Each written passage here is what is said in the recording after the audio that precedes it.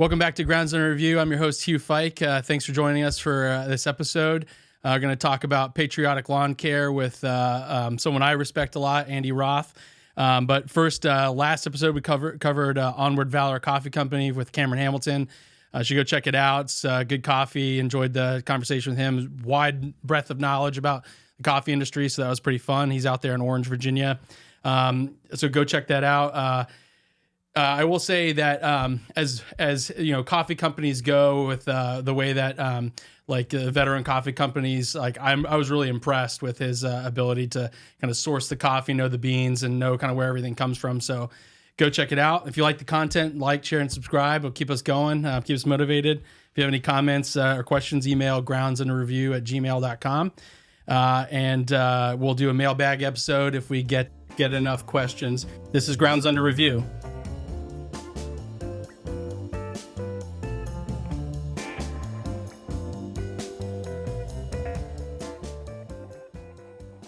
Today's episode 5, Grounds Under Review. Again, we're talking about lawns with someone I respect a whole bunch. Just, briefly, Andy's been putting lead on the target in the conservative movement for a very long time. Is one of the first names that I heard about when I showed up here to D.C. to work in the movement, helping get good candidates elected to Congress and doing the hard work of figuring out who these people on. Thanks for joining us, Andy. Thanks for having me, Hugh. This is awesome. Yeah. So, you and I have been kind of going back and forth for a long time about lawns and sort of what we love to do and sort of the science and a lot of the art behind it. So this is great to be able to talk about this. So a couple episodes ago, I sort of for 40 minutes went on about sort of the basics of fall lawn care and what I get excited about and do. You and I have talked a lot about this. So what's your kind of favorite time of fall lawn care? Well, first of all, far more than I do. I thought I knew a fair share about lawn care, but it's been very impressive talking to you and everything that you know. First of all, fall is indisputably the best season for all sorts of reasons. Sports, everything, the changing of the seasons, everything. But what gets me excited is working on my lawn and doing the proper fall maintenance, because if you want a good lawn in the spring and the summer, you have to do the right things in the fall. Mm-hmm. And that's aerating, the thatching, that's fertilizing, it's putting on, some topsoil, even get some hay on there too, if you want, if you got some big gaps in your lawn. But all of that is a lot of hard work, but it's so rewarding. And once you see the week after or the month after you've done that and you see your lawn basically thank you for that. Yeah.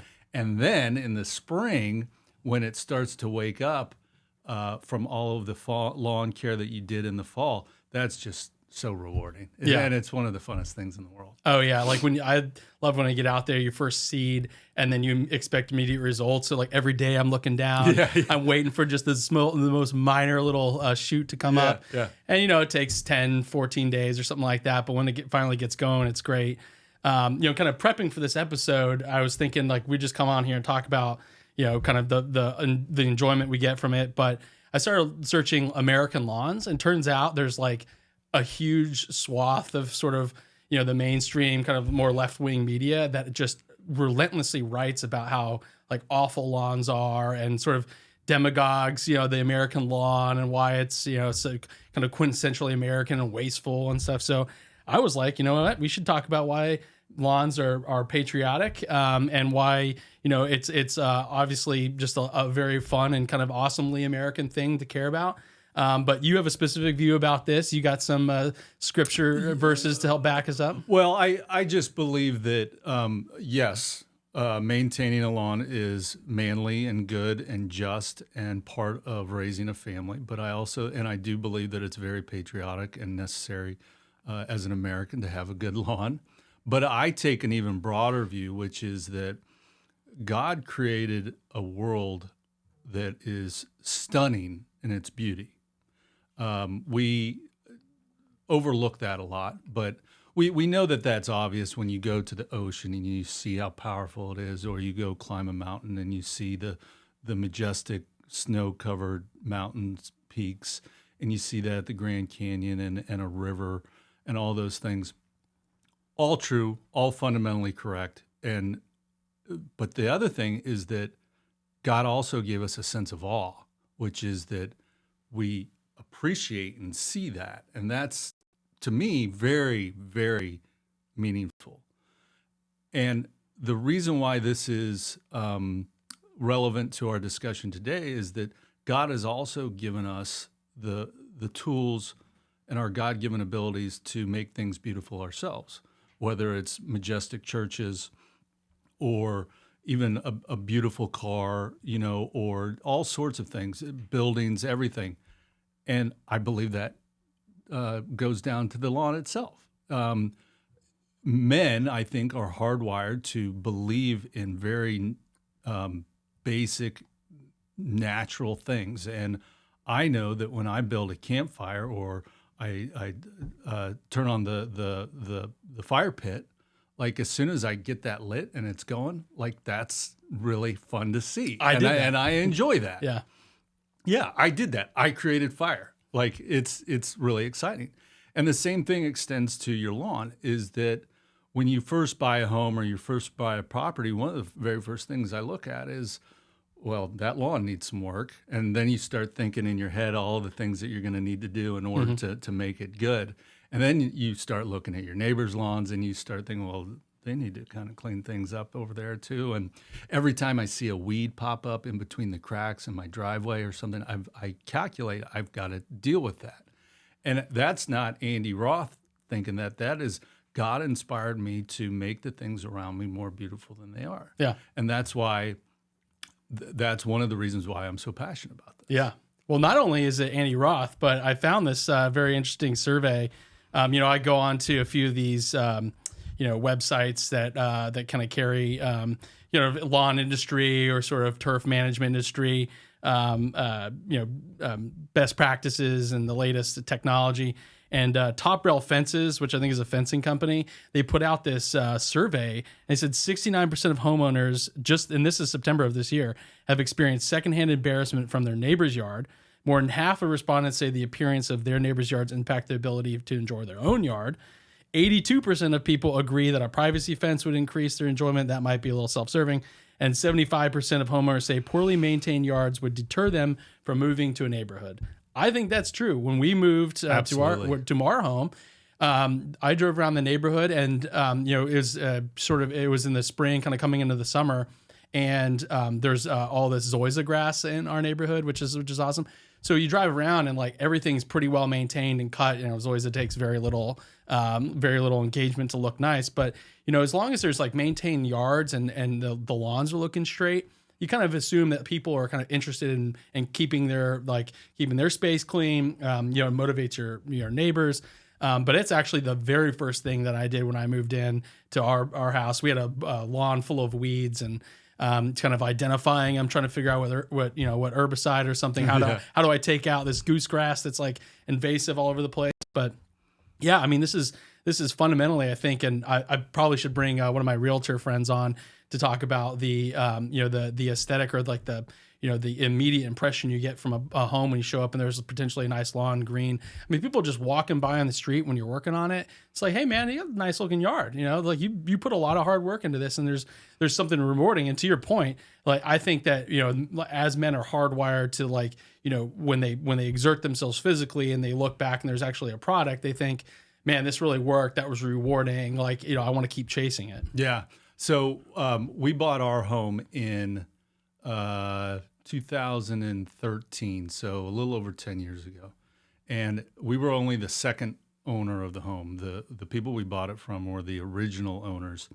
And the house was immaculate, like not just because they were trying to sell it, but like it was a very well-maintained house. And the yard was ridiculously immaculate. And so we obviously bought the house and we've been living there. But we had neighbors come up and talk to us about the previous owner, and they were an older couple, and the lady would be seen on her hands and knees with scissors cutting the grass because it got a little too far off on the edge, and she did the same thing with her landscaping and everything. And I was like, well, I've got a high bar to clear. And I'll be honest, my lawn is probably worse than how she maintained it. But I do believe that it's still at a higher level than most people. Now, you mentioned the neighbor envy. The thing that really irks me is not because it's somebody else's yard and it's got weeds in it and stuff. We all have weeds and we all have to deal with it. But the wind and nature and the things that can happen in somebody else's yard can blow onto your yard. So your yard will be a better yard if your neighbor's yard is a better yard. And so if everybody had the kind of energy and zeal that we have, it would beautify the entire neighborhood overnight if we just all did it. Without a doubt. I had a couple people say, like, hey, I listened to your podcast about like fall lawn care, and now I know I definitely don't want to do it because it requires so much effort and work. And a lot of money, frankly, too. Yeah. Because you can't buy the cheap stuff. No, you can't. You got to go for the high quality stuff. But so I looked into it a little bit, and turns out like just the average inputs for getting your kind of lawn or sort of up to speed, you can rent some of the equipment, obviously, so you don't have to like dump a bunch of money into it. But between $300 and $500 will get you going in the right direction. I mean, you can buy a lot of the basic herbicides and stuff that to kind of get you going through the fall, and then kind of get you through the spring. But yeah, buying a more expensive seed, seed that's a higher cultivar, is going to help you with the germination rates and sort of the kind of the improved nature of it all, with like drought resistant, and some of the things that we struggle with. But it's really not too bad if you are willing to put in the time. And I think this is like kind of one of the big points is that it doesn't take a whole lot to have a nice lawn. It's something that you can really be proud of. You can look at and you can say like, it was awesome mowing this lawn today. You get the stripes and, you kind of like, you can work through it, but it doesn't take a whole lot. And that's like just breaking down the barrier of saying like that you just do these steps in this order and it's going to yield results. But yeah, I mean, to your point, this survey continued and said, how do you feel about your appearance in your neighbor's yard? The 36% said bothered, which is like somewhat inspiring and like helpful. Yeah. It's like, good. Like there are enough people that are starting to say like, hey, I'm putting time into my yard. Like would love to see you. I've actually offered to like go mow my neighbor's yards or kind of help out doing it because it doesn't take all that much. But I even think that it's going to be part of my retirement. Yeah, 100%. Which is going to be like Forrest Gump, like a full-time just mowing lawns. Yeah. Like I would find enjoyment in that. I think. Yeah. Well, another thing that I realized when doing some of the research about some of the critical lawn, some of these critical articles about lawn care was and I put in perspective, we live in like the area where our country kind of got going. So you have Mount Vernon, you have Monticello, you have Montpelier, you have all these really old homes that are really beautiful, the founders had. And they actually set aside like major parts of their land that could have been cultivated for their garden and for lawns and sort of, and I know that's kind of an imported quality from, kind of the American lawn is like, a lot of things like, English and Great Britain kind of imported. So it's like started with the founders. But I mean, have you ever been to Monticello? Have you ever gone down? Yeah, it's beautiful. You go down there and there's a big lawn and the gardens are really pretty. Well, and they've got the natural walls too, right. Which I don't think George Washington, or you mentioned Monticello, but I've been to Mount Vernon. I have not been to Monticello. But in Mount Vernon, I don't think that he invented it, but he made it very important that he create natural walls, which is not wooden fences, but like shrubbery that is tall enough to provide to block views and stuff like that. That's what caught my eye when I was at Mount Vernon. But the thing about maintaining a lawn, when we first had kids, my wife was like, the kids are young, you need to pay more attention to them, to your lawn. And I was like, duly noted, but the kids need to see their father mowing the lawn, and they need to see him out in the yard and doing stuff. And then the enjoyment that you get when the kids do play on the lawn afterwards, now that it's nicely cut and the shoots aren't up to their knees because you didn't pay attention to it, I think goes a long way. Yeah. So I guess I bring this up because to anybody who's listening who's like, I don't have time to do my lawn, or I've got 4 kids and I've got to worry about them, I would say do it. Still do your lawn. It's going to take you an hour or two a weekend. Your kids will see you. They'll enjoy it. They'll like it. They'll remember you as always the father that was out there mowing the lawn. I think that goes a long way. It does. Yeah, we have this little toy mower for our kids, and I'll have like headphones in and sort of just be like focusing on like making the stripes as straight as I can make it. And I'll turn and I'll come back, and the kid will be my son or one of my daughters will be pushing the little fake lawnmower behind me. Yeah. And I think there's something that's to me really endearing about that, because they see you're working hard, and then afterwards they say like, hey daddy, the lawn looks really nice. And like that to me is not about like what I've accomplished, but they actually too recognize and sort of appreciate the beauty of it all. Yeah. And it kind of drives home the fact that I think showing them that hard work can produce really good things. Tying those things together to me is really important too. Yeah, and in our neighborhood, we're not on the sewer system, so we have a septic, and every single yard in our neighborhood has basically 0 square feet of backyard space, and that has its advantages and disadvantages. But in return for not having a backyard at all, you have a massive front yard. Yeah. And because they're septics, a lot of the lawns have to be like perfectly flat. And I don't understand this, and maybe you do, but the leaching fields for the septic is right underneath that big lawn, which means a lot of the effusive stuff from your septic germinates up and feeds the lawn too.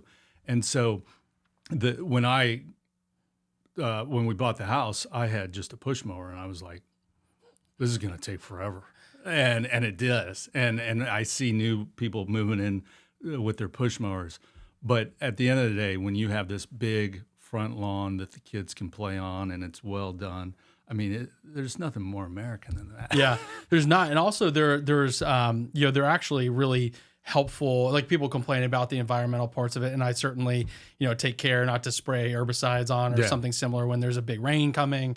And really take care with like using more organic stuff. Like Simple On Solutions is something I use a lot, because I just find their ingredients, they like I'm spraying like seaweed on my lawn and stuff like this. It's like pretty fun. But actually there's actual real environmental benefits too. If you notice, like when you go down like to Arizona or some of these like more southern climates, you get stone gardens and you get rocks and you get a lot of pavement and stuff, because in fairness, like there's not a whole lot of rain, but the average temperature of like the homes and their like the need to use AC goes up. I found the stat said it is reported in front lawns of just 8 average homes of a cooling effect of about 70 tons of air conditioning. And people don't think about it, but having a big lush lawn in the front of your house, it absorbs the heat and that doesn't radiate or reflect off the pavement into your home. And it said turf grasses can trap most of estimated 12 tons of dust and dirt released annually into the atmosphere. So to me, I'm like, there's not only the beauty aspect of it, but there's it really does lower the temperature of the front of your house or the back of your house, wherever that grass is. So I like it for all these reasons. But well, yeah, and also what's fascinating is the United States is such a vast country that we have all types of environments, like you said, Arizona. But what's really fun, and I went down the rabbit hole for a little bit on this, but had to give up because it wasn't too relevant. But like the tall fescue that you do in Virginia is not the same as the fescue or zoysia that you do, further south. And then in Arizona, you've got all these different options, and out west. Just like if I could do it all over again, it wouldn't be bad to study all of that stuff and figure out what the best quality is. And obviously then you got shade mixes too, and all that sort of stuff. I find it endlessly fascinating. It is, yeah. Yeah, I think there's tons of good stuff. There's also a bunch of books, and I started reading some of the summary of the books, and they're just kind of going on. But I think there's a real space out there to talk about why this is great for America. Like what do you do in Alaska or in the northern climates? I mean, look at St. Andrews in Scotland. Like, that's more north than Maine, and they don't have the kind of cold temperatures up in Scotland because of the moisture from the Atlantic. But how do how do you maintain that? Like, that's fascinating to me. I want to know what the deal is there. Yeah. And they've been doing it for, for as long as the country's been around. They've been doing kind of first lawns got established in the early 1700s, in Scotland. It's actually in like England and in Great Britain, it's really viewed as like as a very serious profession. You look at all the English Premier League stadiums, all the soccer stadiums, rugby stadiums, cricket stadiums. Like, this is a serious profession they take in, and so do we in this country. It's the turf management business is great. We kind of go back and forth about why we hate turf fields, and sort of the environmental and also with the physical effects. You're seeing guys tear their ACLs and kind of being harder on their body. Like, I've always preferenced natural, right, over the synthetic. And there's a lot of good reasons to do that. But yeah, it's fascinating. It's endlessly complicated and a lot of fun, but it can be really easy if you kind of break down the basic parts of it. But well, that's kind of all I had. I don't know if you had anything else, but no, I just am. It's just such a wonderful thing to do, and people may laugh that that's such a simple thing, but it really does bring a lot of joy. And if I was a 22-year-old coming out of college, I probably didn't appreciate this sort of thing, and it just comes with age. Yeah. But it really is wonderful, and to everybody out there, I would just encourage them to take another look at your lawn if you're not treating it that well, and think about ideas. And you and I have talked about this. You don't go to Home Depot or Lowe's to get your seed. You don't go there to get your fertilizer. Go to your local nursery, or go online and do some research. Talk to you, find out what the best products are, and then just have a go at it. And you may find that it's overwhelming, but just a little bit of investment, will start paying off. And if you can get yourself on a calendar where you fertilize every so often, you do the fall maintenance, you do all that, it will just pay off. And then the most rewarding thing is when you get that very first compliment from your neighbor that says, "Wow, Andy, that's a great looking lawn." Yeah. That's like worth it. Yeah. It's like, I'm going to go spend another $500. Right. Yeah. It's going to be an endless bit. It's funny you say that because, I think everybody in this area kind of struggled this summer because it was hot and it was dry, especially dry. And that makes it always hard on the lawns because, the drought tolerance of a lot of these grasses is not really great. I mean, it's improving, but it's certainly pretty tough. But like I have struggled in previous Augusts for my lawn to look good. But this year, my lawn looked pretty good. And I think that it's not because of any one thing that happened this year. It's because of the continuous maintenance over several years. Yep. My lawn is finally figured out, so I can take on the heat. Yeah. Bring it on. Yeah, and you keep putting new grass into it, right? Yeah. Like the kind of longevity of some of the older grasses, keep reinvigorating it, and something you just keep building on. I was out in the yard, and I it was probably about 2 weeks after I'd seeded and done all this stuff, and it started like these bright greens are starting to come through. And I had a guy walk by, and he kind of looks, he's like, "Man, your yard looks really good." It's like, "Oh, thanks." Yeah, the lawn's really come in.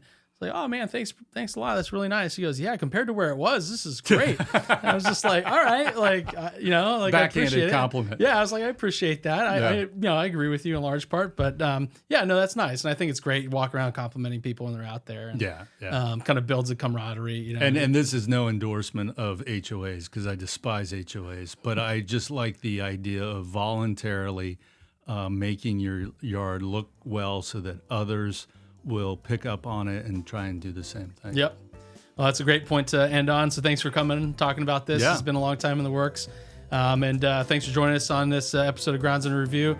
Again, like, share, and subscribe. And we'd love to hear from you at groundsinreview@gmail.com. Thanks very much.